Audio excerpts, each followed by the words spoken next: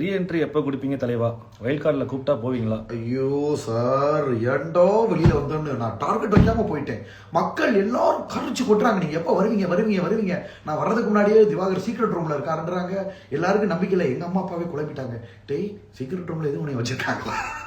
சத்தியமா சார், அம்மா அப்பா இன்னசென்சியா கேள்வி கேட்குறாங்க. என்னால் ஒன்றும் அப்போ நான் வெளியில வந்ததுல யாருக்குமே விருப்பம் இல்லை சார். இப்போ என்னென்ன மக்கள் பிக் பாஸ்ல பேசிட்டு இருக்காங்க, நான் சோ பார்க்கல வெளியில வந்ததும். ஓகேங்களா, எல்லாரும் பார்த்து நீங்கள் இல்லாமல் வீடு உள்ள மக்களே பேசிக்கிறாங்களா? வாட்டர்மெலன் ஸ்டார் இல்லாமல் ஃபன்னே இல்லை.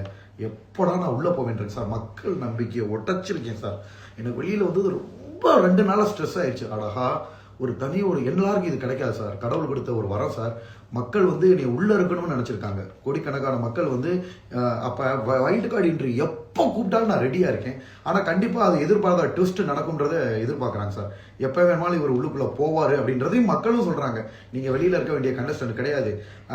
இதுக்கு முன்னாடி பாத்தீங்கன்னா வனிதா மேம் வெளியில உள்ள போயிருக்காங்க. ஸோ அது மாதிரி நீங்கள் எப்போனாலும் போகலாம். அந்த நாளை தான் நாங்கள் எதிர்பார்க்குறோம். ஏன்னா ஃபன் இல்லை.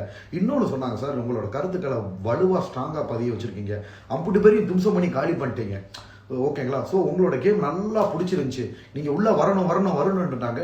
நான் இந்த செகண்ட் இப்பயே இன்டர்வியூ கேன்சல் பண்ணி உள்ளே போனாலும் ஹவுஸ்குள்ளே போயிடுவேன்.